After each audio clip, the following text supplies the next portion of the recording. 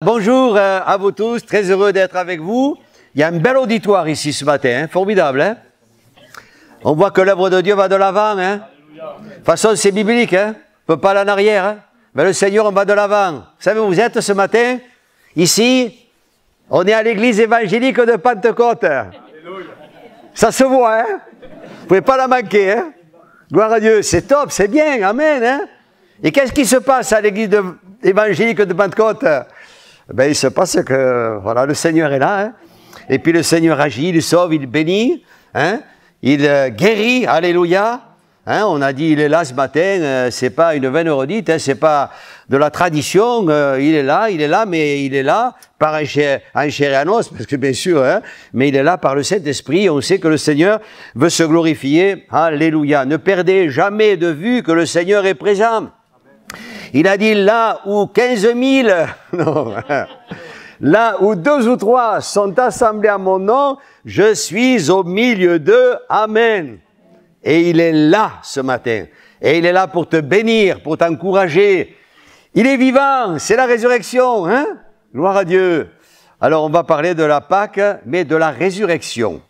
Et je vais vous parler ce matin de quelques effets de la résurrection dans notre vie. Parce que c'est important, hein, et on va le voir en tant que chrétien, enfant de Dieu. Alors, on va faire quelques lectures. Tout d'abord, on va faire une première lecture, on en fera 2, 3 lectures. C'est dans l'évangile de Luc, c'est au chapitre 22 et au verset 14. Il est question de la Pâque. Hein. Je pense que dans pas mal d'églises aujourd'hui, on doit lire ce passage parce que nous ne sommes pas, enfin en tout cas pour moi, un traditionnaliste, mais j'aime mettre l'accent sur toutes ces fêtes qui se trouvent dans la parole du Seigneur. Et le texte nous dit ici, gloire à Dieu, alléluia, l'heure étant venue.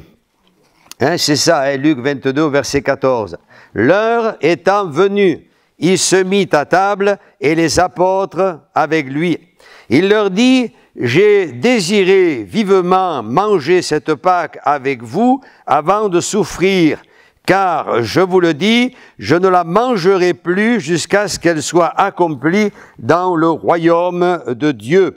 Et ayant pris une coupe et rendu grâce, il dit, prenez cette coupe et distribuez-la entre vous, car je vous le dis, je ne boirai plus désormais du fruit de la vigne jusqu'à ce que le royaume de Dieu soit venu. Ensuite, il prit du pain et après avoir rendu grâce, il le rompit et leur donna en disant, ceci est mon corps qui est donné pour vous, faites ceci en mémoire de moi. Il prit de même la coupe après le souper et la leur donna en disant, cette coupe est la nouvelle alliance à mon sang qui est répandue pour vous. Amen. Voilà, qui est répandue pour vous. Donc, il faut mettre l'accent ici sur, je réfléchissais ce matin, je me disais, mais le frère l'a dit tout à l'heure, hein, il a mis l'accent sur ce mot « vous », « vous », « vous », « vous ». Quand dans la Bible, il est parlé de « vous », « vous », c'est « nous », voyez. Et là, ils sont quelques-uns à partager le pain et le vin. Ils sont pas seuls, voyez. Je crois qu'il y a 2 choses dans la vie qu'on ne peut, entre autres, hein, qu'on ne peut pas faire seul. C'est tout d'abord se marier. Ben, il faut au moins un homme ou une femme, hein. J'ai bien dit un homme ou une femme, hein. Voilà, voilà. Et puis, être chrétien. Je crois qu'on ne peut pas dire je suis chrétien et être seul. Voyez, la communion fraternelle, on va certainement en parler, c'est très important.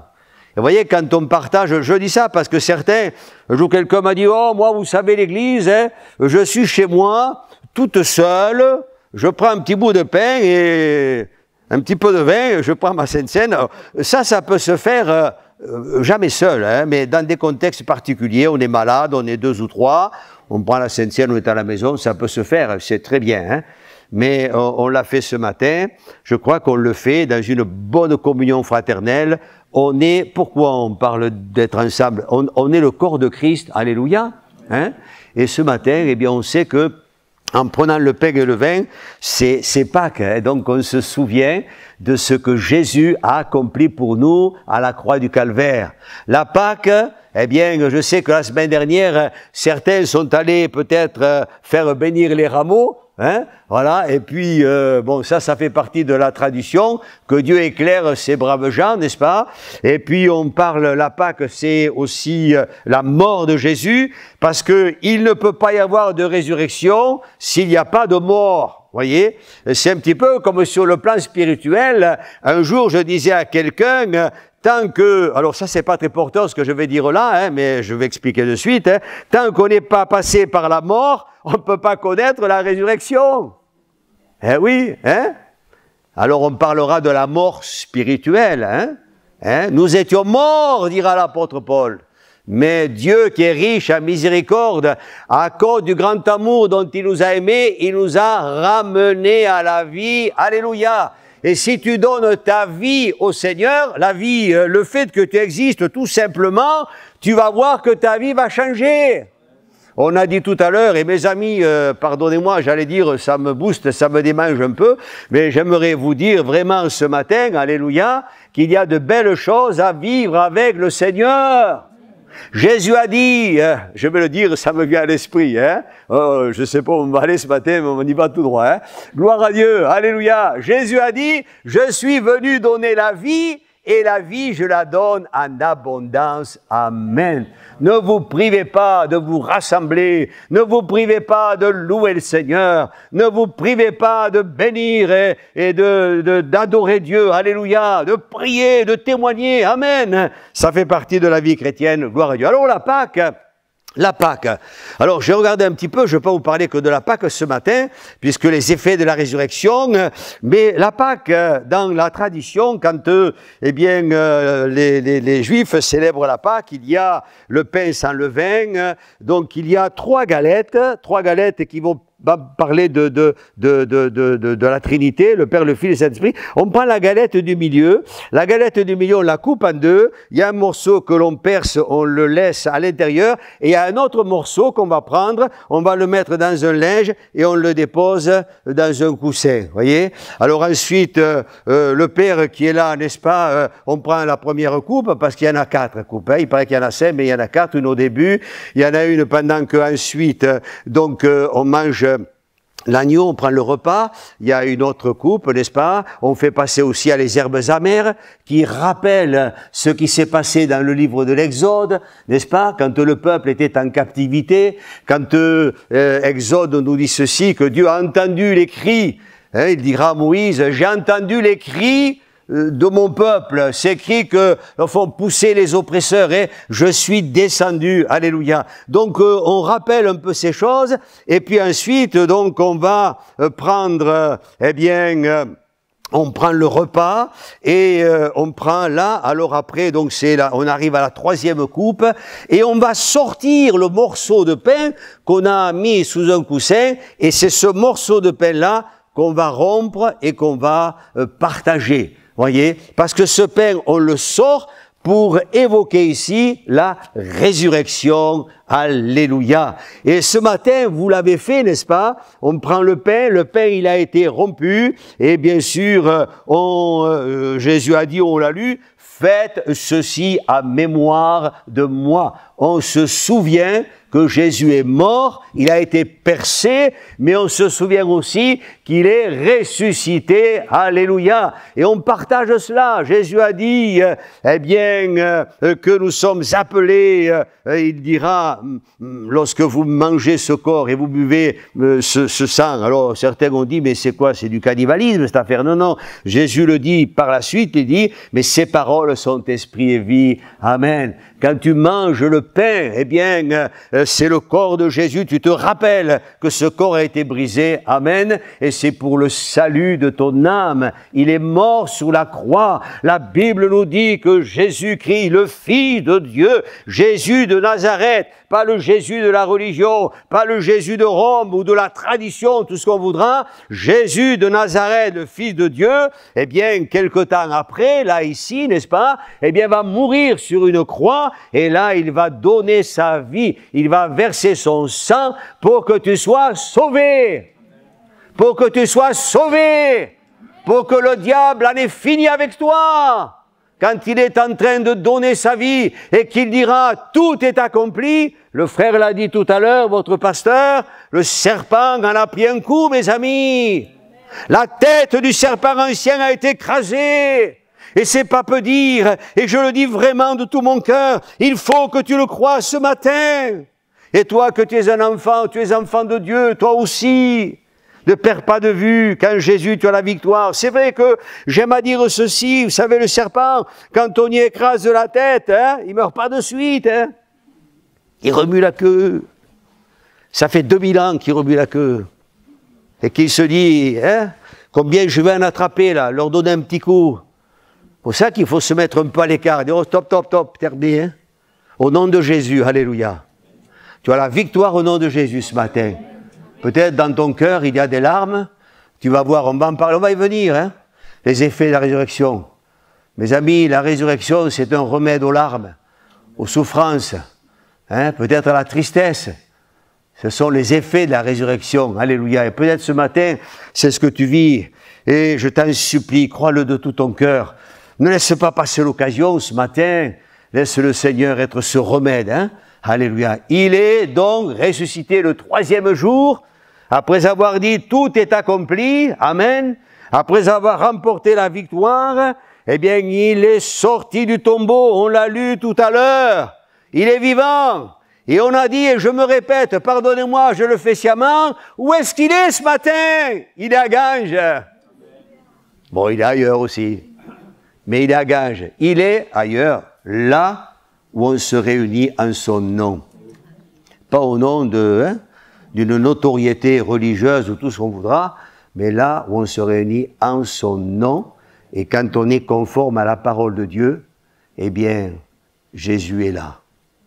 Parce qu'on parle de lui, en son nom. On l'a chanté aussi, hein, en son nom.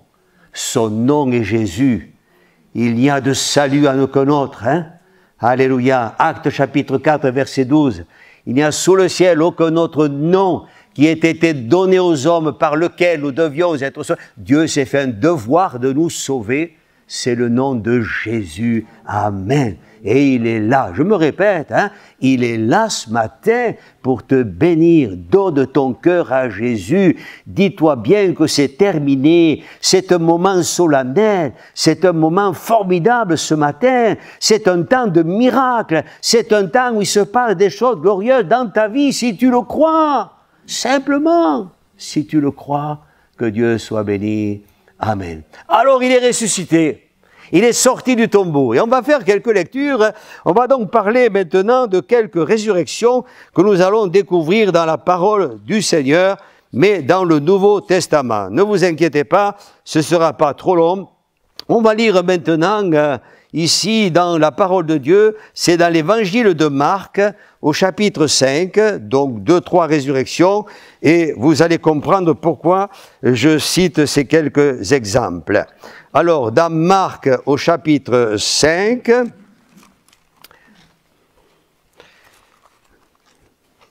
voilà, Marc au chapitre 5, il est question, alors je vais citer un petit peu le contexte ici, c'est la guérison d'une petite, monsieur Jairus, un chef de synagogue, c'est à partir du verset 21, mais on ne va pas lire parce qu'après ça sera peut-être un peu trop long, juste situer un petit peu le contexte.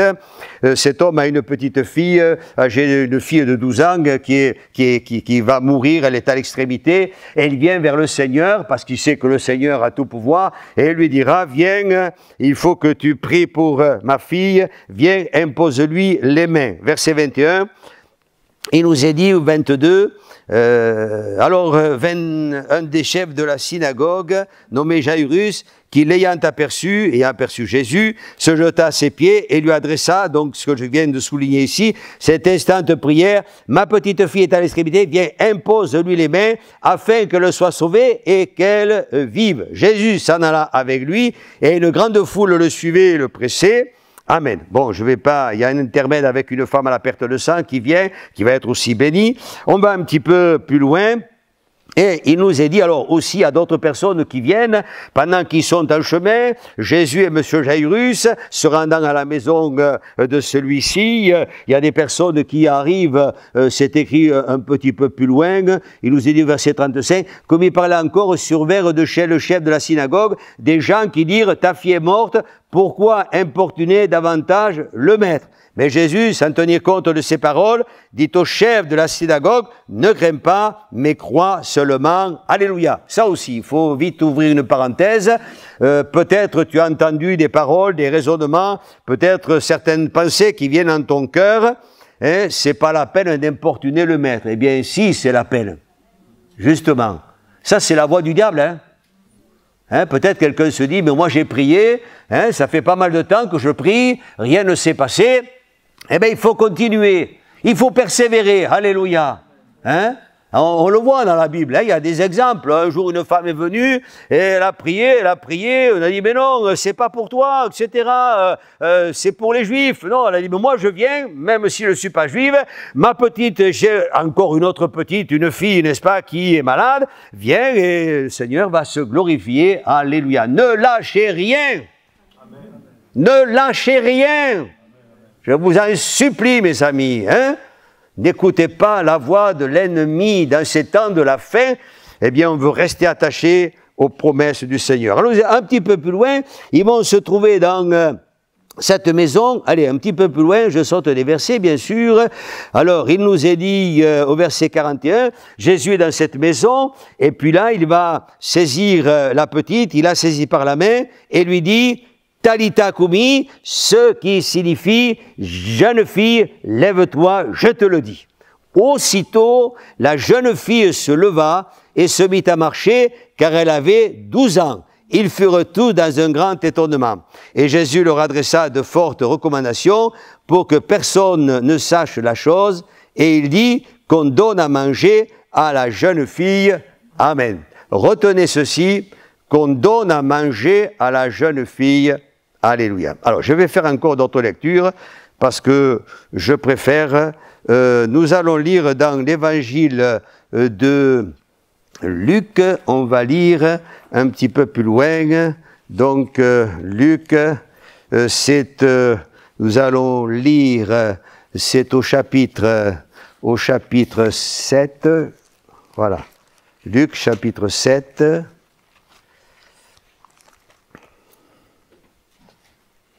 Alors, c'est quand il est question, vous imaginez un petit peu, donc c'est la résurrection, là aussi. Il nous est dit, c'est une femme qui est veuve, elle perd son fils unique. Au verset 11, il nous est dit, le jour suivant, Jésus alla dans une ville appelée Naïm. Ses disciples et une grande foule faisaient route avec lui. Lorsqu'il fut près de la porte de la ville, voici, on portait en terre un mort, fils unique de sa mère qui était veuve. Il y avait avec elle beaucoup de gens de la ville. Le Seigneur, l'ayant vu, fut ému de compassion pour elle et lui dit, ne pleure pas. Il s'approcha et toucha le cercueil. Ceux qui le suivaient s'arrêtèrent. Il dit, jeune homme, je te le dis, lève-toi. Et le mort s'assit. Retenez bien ceci. Hein, on va venir un petit peu partager et développer tout cela. Le mort s'assit et se mit à parler. Jésus le rendit à sa mère. Tous furent saisis de crainte. Et ils glorifiaient Dieu, disant, un grand prophète apparut parmi nous et Dieu a visité son peuple. Alléluia. Hein? Il nous est dit que cette parole sur Jésus se répandit dans toute la Judée et dans tout le pays d'alentour. Amen. Voilà, donc une autre résurrection. Hein? Donc on va faire encore une autre lecture, et ce sera la dernière. On va lire dans l'évangile de Jean, c'est la résurrection de Lazare, au chapitre 12, par 11, hein? Chapitre 12, et on va faire donc la lecture, là aussi. Il nous est dit, au chapitre 12, on va lire au verset 9. Donc Lazare est ressuscité, chapitre 11, il va se trouver dans un tombeau depuis 4 jours, il sent déjà. Les sœurs de Lazare vont dire à Jésus, si tu avais ici, mon frère ne serait pas mort. Jésus vient et le texte nous dit, c'est bien, mais je ne veux pas le lire, mais je rappelle un petit peu le contexte. Jésus va se trouver devant le tombeau de Lazare, il va pleurer. Vous voyez, il va pleurer. Je crois qu'on a le droit aussi d'avoir quelquefois des larmes aussi qui coulent, hein, parce que, voilà. Et puis, Jésus dira à une de ses sœurs, mais ne t'ai-je pas dit que si tu crois, tu verras la gloire de Dieu? Parce qu'elle, elle n'y croit pas trop. Elle dira, mais Seigneur, il sent déjà, ça fait 4 jours qu'il est là. Hein? Jésus dira, mais ne t'ai-je pas dit que je suis la résurrection et la vie? Alléluia. Alors elle dira, oui, la résurrection, mais c'est vrai, on le sait. Oui, on va tous ressusciter un jour, mais enfin là. Et le Seigneur va parler. Hein? Il parlera à Lazare. D'abord, ça il faut le souligner aussi. Il va dire à tous ceux qui étaient là, c'est intéressant ces histoires-là, hein. Je le fais un petit peu exprès de prendre, n'ayez pas peur, je ne vais pas vous tenir jusqu'à 3 heures de l'après-midi, hein. Bon. Mais enfin, quelque part, c'est important, parce que Jésus dira à ceux qui étaient là, hein, il y a les discoureurs, il y a ceux qui sont en train toujours de, hein, qui sont jamais contents, qui veulent, et puis Jésus dira à ceux qui étaient là, ôtez la pierre. Et quand on a ôté la pierre, alors il va dire, Lazare sort. Et la Bible nous dit que le mort est sorti. Et en plus, il va dire aux autres, déliez-le maintenant. Vous voyez, il y a du boulot là quand on est chrétien. Eh oui, parce qu'on pourrait dire, mais, hein, on aurait tendance à demander au Seigneur, tu fais ceci, tu fais cela, si tu pouvais faire le ménage avant qu'on arrive. Hein, Seigneur, hein? Un jour, quelqu'un a dit, tu nous as précédés dans ce lieu. Enfin, moi, je n'y crois pas trop. Hein. Moi, je dis que le Seigneur, il est là quand on y est nous. Hein. Que Dieu soit béni. Hein. Voyez? Alors tout ça, ça mériterait d'être développé, mais je ne veux pas trop vous en dire ce matin, vous tenir trop longtemps, mais juste m'arrêter à l'essentiel. J'ai dit les effets de la résurrection. Lazare sort, et la Bible nous dit que le mort, il est sorti, alléluia, à la parole, l'autorité, Jésus. Vous voulez de l'autorité, vous aussi? Moi, j'aimerais avoir un peu d'autorité, alléluia, hein? Alors je vais jeûner, je vais prier, je vais faire ce que la Bible me dit. Ah si, je vais crier, je vais peut-être plus fort que les autres. Alors ça c'est du blabla, hein, voyez. Lazare sort, que le mal s'en aille, que l'esprit, quelqu'un me disait il n'y a pas longtemps, je partageais, c'est une vérité. On a besoin, l'église de Ganges, et les églises, je disais tout à l'heure, Pentecôte, où on prêche la parole de Dieu dans son entier. Moi, Jésus, je ne le prêche pas à moitié. Amen. Je le prêche entier. Il sauve, il guérit, il bâtit de l'esprit, il revient. Alléluia. Et l'autorité de Jésus, mes amis, cette personne me disait, mais on parle de l'imposition des mains aux malades, Marc chapitre 16, mais avant, elle me parlait de démons et de puissants de ténèbres, et je disais, mais oui, c'est vrai, et vous avez raison, parce qu'on l'oublie quelquefois, avant de parler de la guérison, parce que, attention, toutes les maladies ne sont pas, comment dirais-je ici, cause d'une possession, hein? Attention, hein?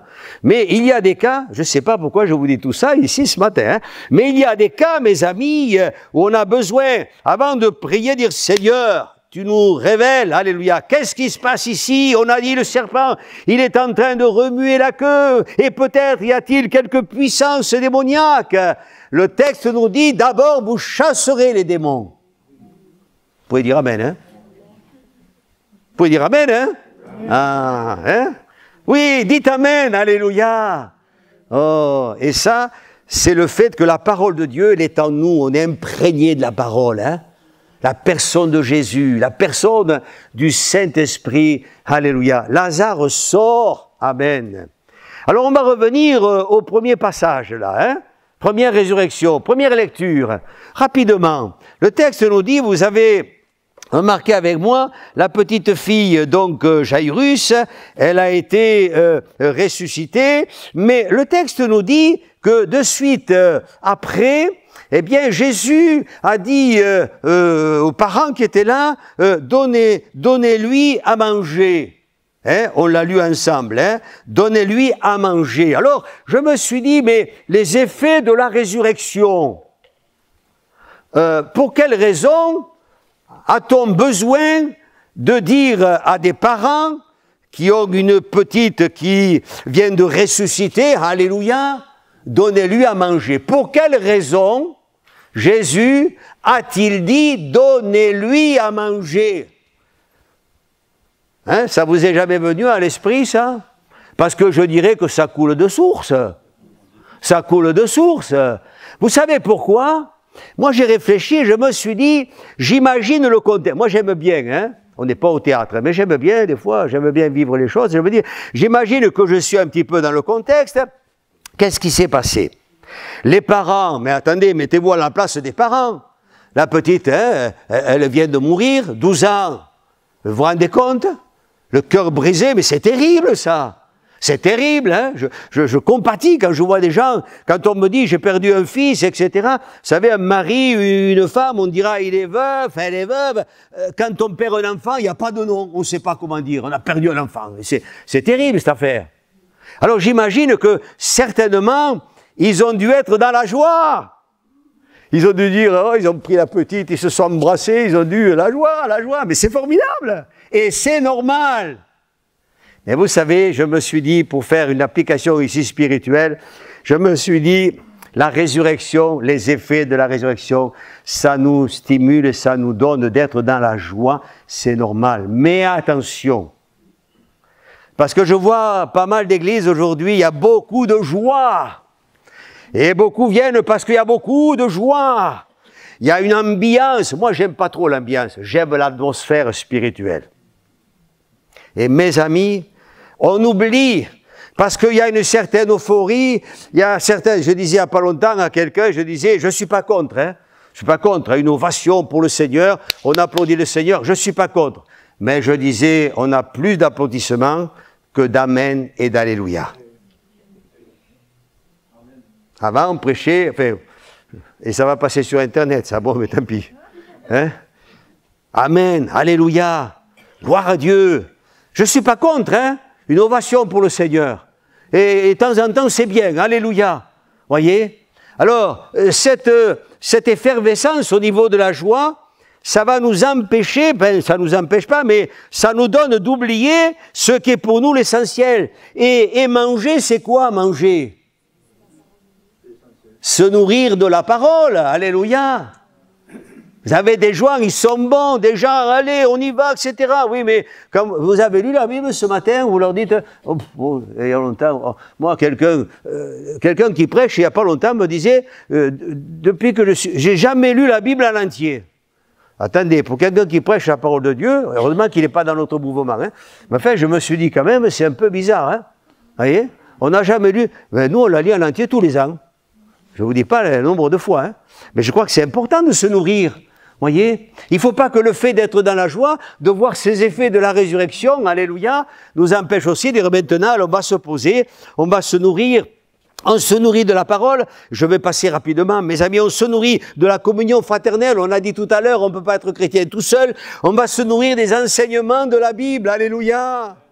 Ça se perd un peu, ça aussi, la doctrine, hein, la mise en pratique, dans le quotidien, tous les jours. Moi, je ne connais ni le grec, ni l'hébreu, ni tout ce que... Et merci Seigneur, hein, il y a des frères, hein. Moi j'en connais, ils sont top, hein, ils sont très bien. Oh, c'est le top, c'est bien. Mais c'est important, c'est très important. Mais mes amis, quand on parle des doctrines, quand on parle de ce qui est fondamental, ce dont on a besoin, des fois on ne sait pas, on n'a pas. Je crois que c'est important de se nourrir aussi, alléluia. Il y a cette joie, mais aussi le fait de se nourrir. Alors donnez-lui à manger. Donnez-lui. Et puis aussi, vous allez donner à manger aux autres. À ceux qui, alors, le frère a dit tout à l'heure, c'est bien de témoigner, c'est bien maintenant, on sait où est l'église, hein, il y a un écriteau avec les horaires de réunion, c'est bien ça aussi. Tout est top maintenant. Hein? Alors on donne à manger, on se nourrit et on va communiquer, on va donner aussi aux autres, alléluia, tout ce qu'aussi on a reçu, on veut le partager. Ça, c'est le premier effet de la résurrection. Amen. Être dans la joie, c'est bien. C'est bien. Être dans l'enthousiasme spirituel, c'est bien. L'atmosphère, elle est là. Alléluia. Mais n'oublions jamais que ce qui est fondamental pour nous et ce qui va nous donner de tenir bon et jusqu'au bout, jusqu'au retour de Jésus, c'est le fait de se nourrir. Celui qui n'a pas d'appétit, c'est qu'il est malade. Quand on est à l'hôpital, mes amis, on ne vous dit pas, hein, aujourd'hui on vous a préparé un cassoulet. À l'hôpital, on ne vous donne pas ça, hein, parce qu'on n'a pas faim. C'est pas normal de ne pas avoir faim. Un chrétien, il se réjouit, je le répète, il est dans la joie, il acclame le Seigneur, mais il doit avoir faim. Moi, j'ai faim de Dieu, j'ai faim de la parole, j'ai faim, je la lis tous les jours et je dis, Seigneur, alléluia, je veux la serrer sur mon cœur. Oui, je veux ce pouvoir, cette autorité spirituelle, non pas pour faire du n'importe quoi, mais pour voir les œuvres de Dieu s'accomplir. Alléluia. Vous êtes l'église de Jésus. Amen. Ne perdez pas courage, on l'a dit tout à l'heure. Voyez, les effets de la résurrection. Et puis vous avez, ensuite, nous avons parlé de Lazare. Hein? Lazare. Donc, Lazare, eh bien, c'est vrai que Lazare, c'est celui, et j'ai dit tout à l'heure, c'est un petit peu, comment dirais-je, il y a la curiosité, les gens viennent parce que, finalement, dans le texte que nous avons lu, à Béthanie, donc il y a eu la résurrection, Lazare, il est là, et Jésus est là aussi, bien sûr, mais le texte nous dit que les gens venaient. Il nous est dit ici, ils vinrent non pas seulement à cause de lui, donc Jésus qui était là, n'est-ce pas, mais aussi pour voir Lazare qu'il avait ressuscité des morts. Je me suis dit, tiens, là encore les effets de la résurrection. Ben moi, je serais venu pour voir Jésus. Hein. J'aurais dit, mais c'est Jésus qui m'intéresse. Voyez, c'est très bien, hein, heureusement. Mais enfin, il venait quand même voir Lazare. C'était un phénomène, hein. Hein, vous vous rendez compte? Quelqu'un qui est ressuscité, quelqu'un qui donc est dans un tombeau depuis 4 jours, il sent déjà le miracle s'accomplit. Mes amis, dans nos assemblées, moi je me rappelle, quand j'étais sur Gap, eh bien, on venait voir un garçon qui était venu dans nos réunions et qui était drogué, qui était vraiment amorphe. Mes amis, c'était un zombie. Ce garçon, il a été délivré, pas à la première réunion, mais pour ça qu'il faut persévérer, il faut revenir. Alléluia. Et le texte nous dit, enfin, c'est pas le texte, c'est ce que j'ai vécu, le garçon a été complètement délivré, sa mère est venue, la famille est venue, etc. Et puis d'autres venaient parce que c'est vrai que c'est intéressant de voir un petit peu la vie des gens changer. Hein? Autrefois, il était comme ceci, autrefois, il faisait telle ou telle chose, n'est-ce pas? C'était un drôle de personnage, et maintenant, c'est plus le même, hein? C'est plus le même. Moi, quand je me suis converti, il y a quelques années, un peu plus de 15 jours, eh bien, c'est vrai qu'à Béziers, je me rappelle, on était une bande, et avec mon épouse, on sortait, on faisait les fêtes de village, et puis dans les fêtes de village, enfin, je ne vais pas rentrer dans les détails, hein, mes amis, voilà, hein, et puis, des fois, c'était un peu chaud, et puis, mais quand je me suis converti, on m'a dit, mais tu es devenu curé? J'ai dit non, regarde, je ne suis pas devenu curé. Mais les gens, mais qu'est-ce qui s'est passé? On te reconnaît pas. On ne te reconnaît pas. C'est bon, ça. C'est bon. Hein? Si on dit, oh ben, t'as pas changé. C'est comme dans les églises. Un jour, quelqu'un me disait, oh, je suis allé dans cette église, oui, comme la vôtre, mais c'est partout. Vous savez, ça m'a pas bien changé, hein? Hein? J'ai dit, non, il faut qu'il y ait du changement. Quand tu viens dans une église où on prêche la parole de Dieu, il faut qu'on voit une différence, hein? Parce que sinon, c'est pas la peine. Hein? Hein? Oh oui, mais il me semble que c'est... Non, c'est pas qu'il te semble, ça n'a rien à voir. Voyez? Et je bénis Dieu parce que vraiment, là, les gens, ils venaient voir le ressuscité. Et ça, c'est le témoignage. Mais ça, c'est le témoignage visuel. Sans parler. Hein? Sans parler. Un jour, quelqu'un a dit, il vaut mieux voir un sermon que de l'entendre. Enfin, oui, quelque part. Hein? Parce qu'on dit, parce que chez certains, peut-être on entend, mais on ne voit pas grand-chose. Hein? Mais là, on voit. Et le fait de regarder, ben, ça nous parle, hein, voyez. Et alors, ce Lazare, elle a dit, mais et je crois que c'est ce que le monde a besoin de voir au travers de nos vies. Le monde a besoin, n'est-ce pas, de voir au travers de notre comportement. On est de quelle église vous êtes? Ben, on est de l'église de Pentecôte de Ganges. Après, il y en a d'autres, mais chacun fait ce qu'il veut, hein. Chacun, voilà. Mais nous, voilà. Ah, vous êtes de cette église-là, hein. Quel témoignage, hein. Ah, j'aimerais, j'ai envie, donnez-moi l'envie d'avoir envie, quelqu'un a dit, hein. Donnez-moi l'envie, j'ai envie, je voudrais devenir comme vous. Vous me donnez l'envie de vous ressembler. Hein? Moi, c'est ce que fait, je ne sais pas si, mais je crois qu'on est tous appelés à être ainsi. Hein? Par notre témoignage visuel, on doit donner envie, alléluia. Et c'est ce qui fait que, vous savez, quand on parle de réveil, on dira le réveil, il faut que les gens viennent, il y a du monde. Bien sûr, ça, ce sont les effets aussi du réveil. Mais la première des choses, c'est que, eh bien, les chrétiens, ils ont vécu de belles choses avec Dieu. Ce sont vraiment des gens, je dirais, là, réellement ressuscités. Et par leur comportement, mes amis, il y a une sorte d'aimant, voyez. D'ailleurs, on peut être... Il y a deux choses ici. Le chrétien, il est aimant, amour, aimant, et il est aussi l'aimant. Voyez? Il attire à lui, alléluia. Vous allez attirer des gens à vous aussi. Hein? Le Seigneur va vous donner de vivre ces choses, alléluia. Soyons des témoins, amen. Hein? On dira des premiers chrétiens, on les reconnaissait à l'amour qu'ils avaient pour le Seigneur et l'amour pour les âmes, amen. Et puis je vais terminer, il y a une autre résurrection, c'est celle de ce garçon, hein, cette femme veuve qui amène son fils unique en terre, et le texte nous dit qu'il y a, d'abord, il y a un cortège avec Jésus à la tête de ce cortège. Alors, vous voyez, j'ai dit tout à l'heure, certainement que c'est la joie, on est rempli de joie, on est heureux parce que Jésus est là, n'est-ce pas? Et puis, certainement, il y a peut-être des chants, il y a peut-être certains entre discutent et disent, ben moi j'étais aveugle. Jésus m'a guéri, hein, pour ça que je le suis, on est content, n'est-ce pas? Un autre dira, c'était moi le paralytique, hein, celui que peut-être on a descendu par le toit, enfin, je ne sais pas, mais peut-être c'est pas lui ou un autre, hein.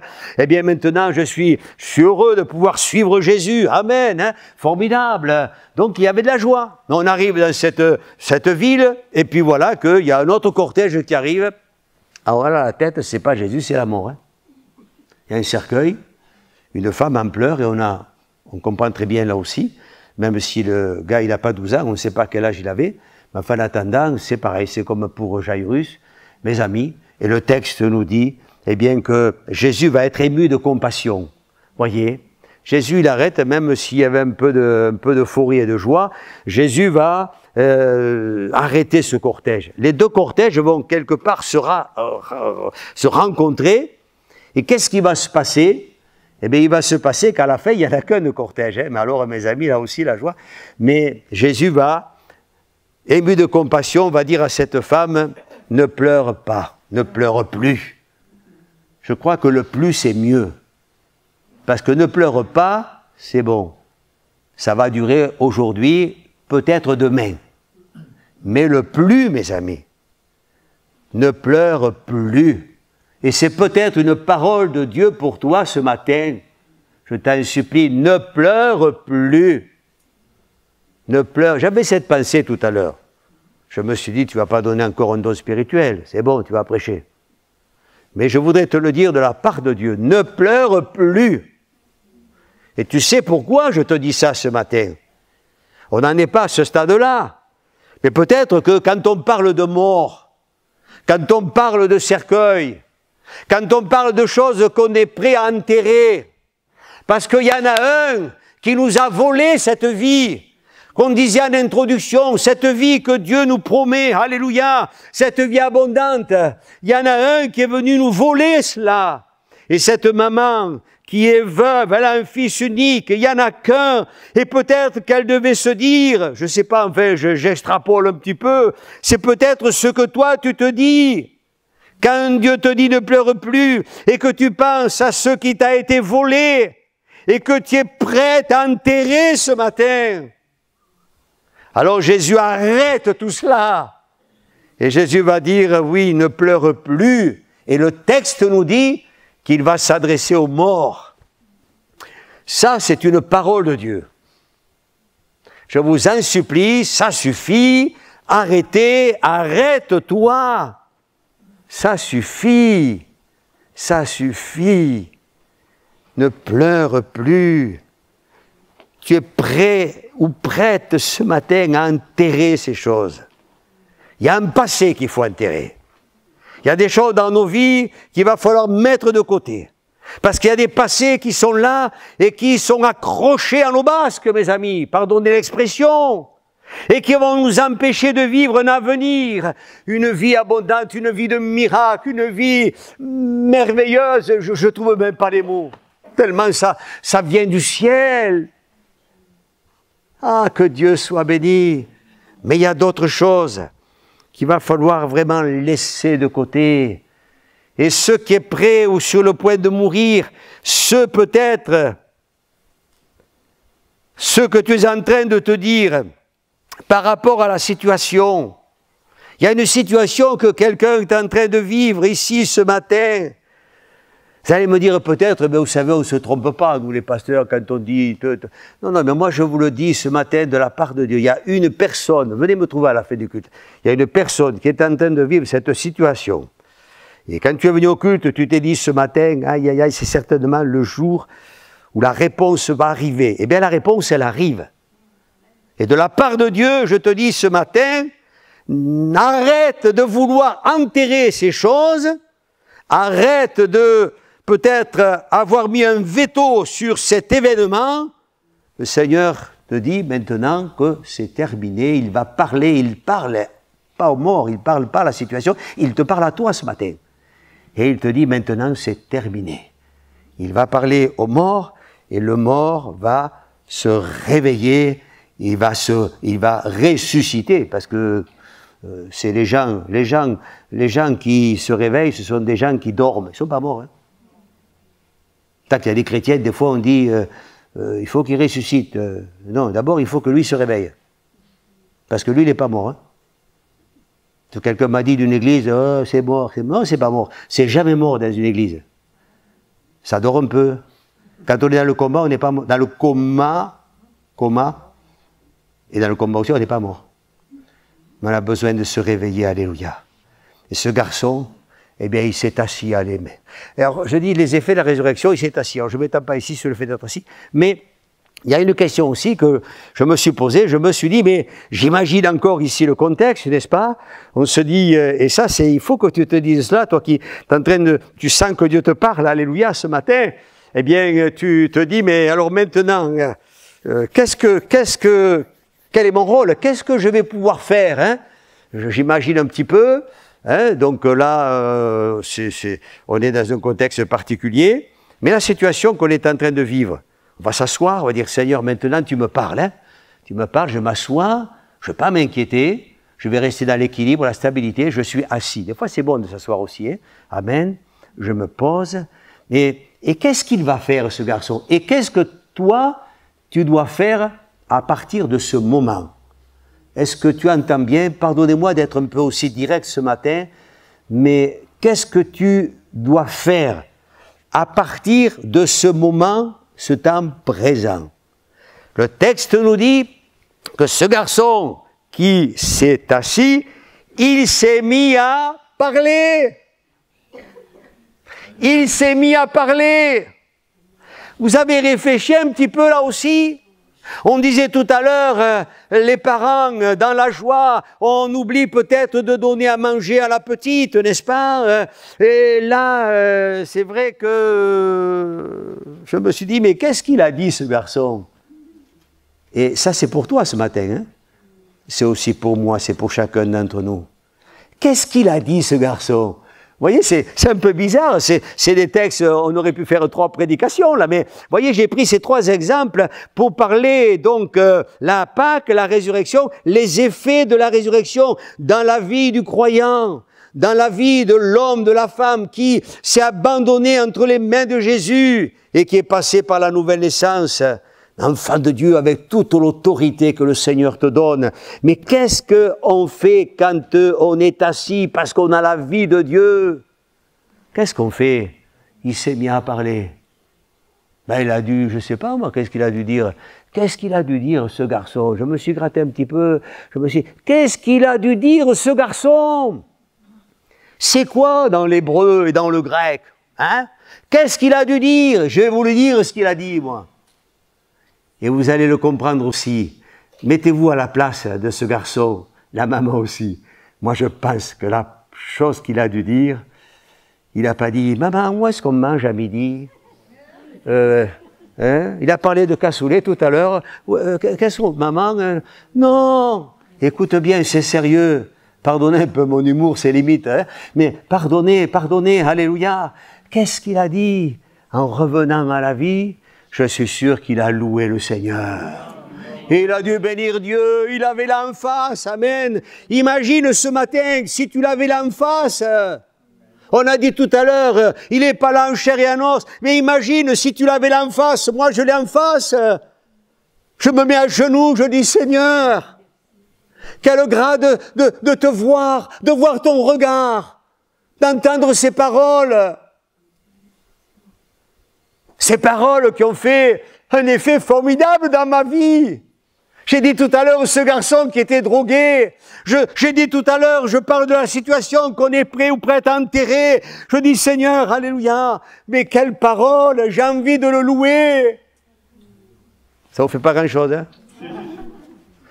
Quand j'ai dit tout à l'heure, c'est pour toi ce matin. C'est ce que tu dois faire. Peut-être tu ne l'as jamais fait.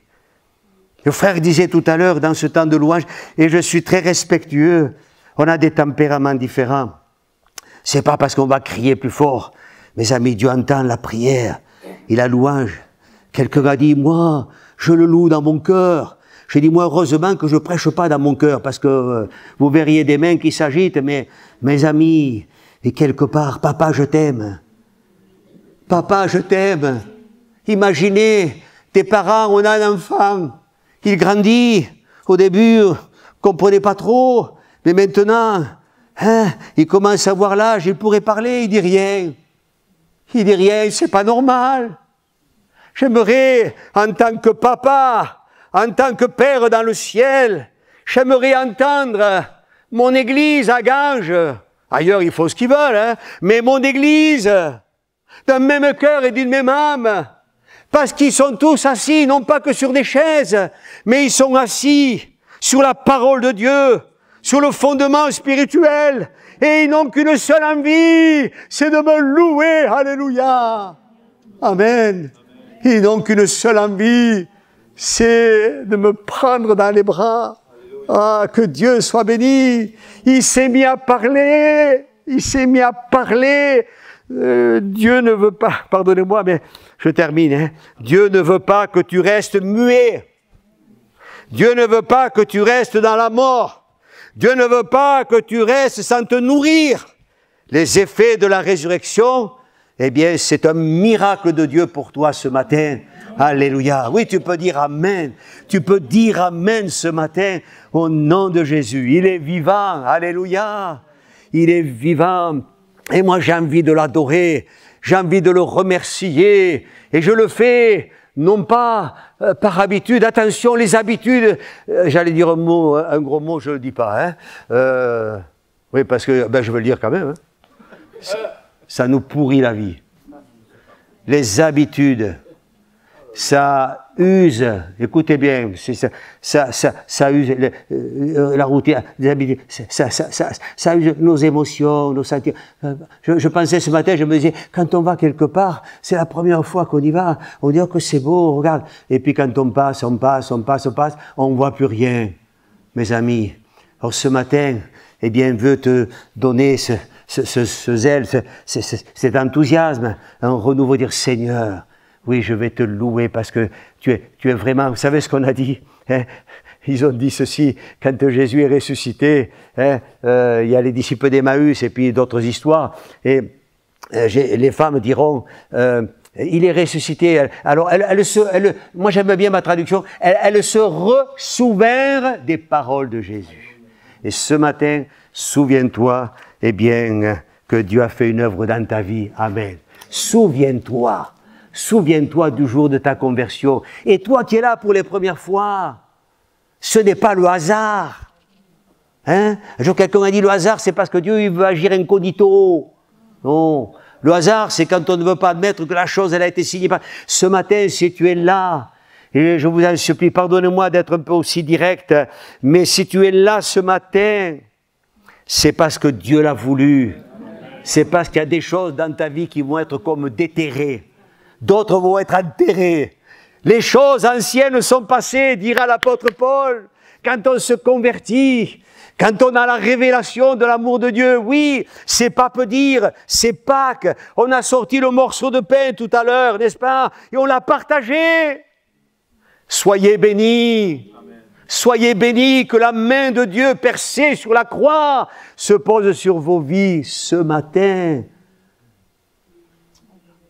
Alléluia. On va prier Dieu. On va adorer le Seigneur.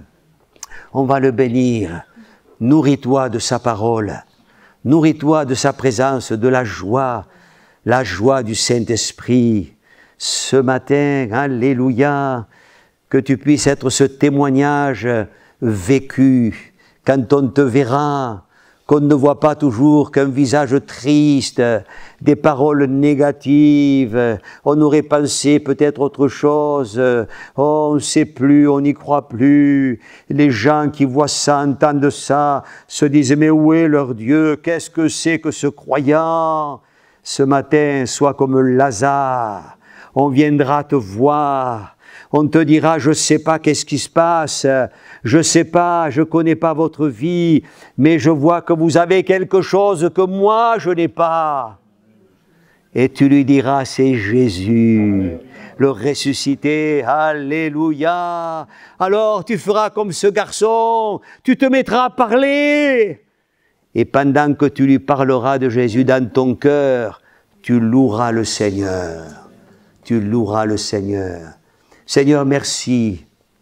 Nous sommes devant Dieu, alléluia.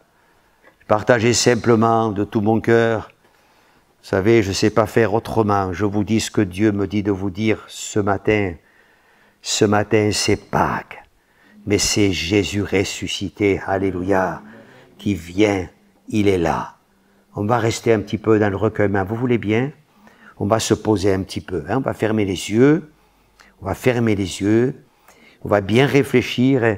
Je crois qu'il y a des paroles qui ont été données ce matin pour plusieurs au milieu de nous. Je vous en supplie, au nom de Jésus, que l'Esprit de Dieu vraiment vous donne de saisir par la foi ces paroles. Amen. Et de dire pour moi maintenant, là, c'est terminé. Les larmes aussi, c'est terminé. C'est terminé. Je vais commencer à me réjouir, même si les choses sont encore dans l'état. Moi, je vais regarder avec le regard du Seigneur, avoir la vision de Dieu. Moi, je vois des âmes qui viennent. Je vois des hommes et des femmes à qui vous parlerez, à qui vous témoignerez de Jésus, de l'œuvre que vous avez vécue avec le Seigneur. Des gens qui vont venir et qui vont aussi, eux, ressusciter spirituellement parlant. Alléluia. Alors que le Seigneur te bénisse. Peut-être quelqu'un a-t-il besoin que l'on prie pour lui ce matin. Tu es là pour les premières fois. Tu ne connais pas Jésus. Tu le connais, plus ou moins. Mais tu ne sais pas qu'il est ton sauveur. Tu ne sais pas ces choses. Tu ne sais pas que Dieu t'a aimé, que Dieu t'aime, que Dieu a été percé, Jésus sur la croix, percé par des clous, pour toi, pour le salut de ton âme. J'ai dit tout à l'heure, le diable, sa tête a été écrasée. Ne te laisse pas vaincre. Je t'en supplie. On l'a dit tout à l'heure. Y a-t-il quelqu'un qui voudrait ce matin? Et nous sommes dans le recueillement. Je ne le fais pas par habitude, hein. Loin de là. Que Dieu pardonne. Et je le fais parce que je vois une âme, je vois un cœur qui saigne. Je vois quelqu'un qui est là ce matin et qui voudrait vraiment que ça change dans sa vie. Alors, pendant qu'on est dans la prière, je vais prier pour toi, afin qu'à partir de ce moment, j'ai dit tout à l'heure, ne pleure plus, c'est pas pour demain, c'est à partir de maintenant. Maintenant, ton langage va changer, c'est pas pour demain, c'est à partir de maintenant. Tu vas ressortir de cette salle, tu vas voir que tu ne seras plus le même. Un travail va commencer dans ta vie. Au nom de... Ça, c'est les effets de la résurrection. Sinon, si ça ne se passe pas, si Jésus n'agit pas, à quoi ça sert de prêcher l'Évangile? On prêche l'Évangile parce qu'on croit que le Seigneur, il honore la foi et il confirme sa parole. Pas de la blague ni de la tchatche, non. Il confirme sa parole. Pardonnez-moi les mots que j'ai employés ici, hein, mais c'est la vérité. On entend, mais on prêche la parole et c'est là que Dieu confirme Amen dans ta vie. Fais-te demander de lever ta main. Toi qui sens que Dieu a parlé à ton cœur ce matin. Et on va prier Dieu. Y a-t-il quelqu'un dans cette salle? Voilà, que Dieu te bénisse. Que Dieu vous bénisse, monsieur. Oui, que Dieu vous bénisse. Alléluia. Merci, Seigneur. Merci, que Dieu te bénisse. Oui, je vous vois, oui, je vous vois. Je vous vois. Laissez agir le Seigneur. Sentez la présence de Dieu. Ce que vous ressentez maintenant, c'est la présence du Seigneur. Dieu est en train d'agir. Voilà, quelques mains, plusieurs mains, au nom de Jésus. Merci, Seigneur. Alléluia. Tu es là, Seigneur. Seigneur, merci. Merci, Seigneur Jésus. Merci d'être là, de nous honorer de ta présence. C'est vrai que tu es ressuscité. C'est vrai, Seigneur. On n'est pas là par habitude. C'est pas un culte de plus, non, non. C'est un temps béni avec toi, le ressuscité. Ah, au nom de Jésus, je te prie pour ces personnes qui ont osé lever leurs mains.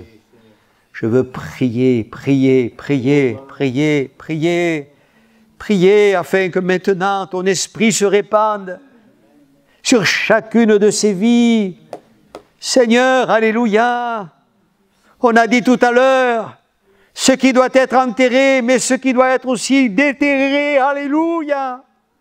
Au nom de Jésus, Seigneur, glorifie-toi. Tu sauves ce matin. Tu guéris ce matin. Tu veux remplir de ton esprit. Chasse toute pensée négative. Ayez la vision du Christ. Regardez-le ce matin. Regardez-le avec vos yeux fermés. Il est là. Il est là. Alléluia. Alors, donne ta vie. Je vais dire un mot qui n'est pas très porteur. Pardonnez-moi. Repens-toi ce matin. Repens-toi. Reviens à Jésus. Reviens à ses pieds. Et c'est là qu'il te tendra la main. Il est en train de le faire. Hein. Cette main que tu as levée, il est en train de la prendre. Et est en train de te bénir. Il te touche. Au nom de Jésus. Père, au nom de Jésus, je te prie, je te rends grâce, je te loue Seigneur, et je te dis merci, parce que tu bénis chacune de nos vies, et nous voulons te dire, Seigneur, non pas à nous, mais à ton nom soit la gloire. Amen et Amen. Que Dieu vous bénisse. Amen. Amen.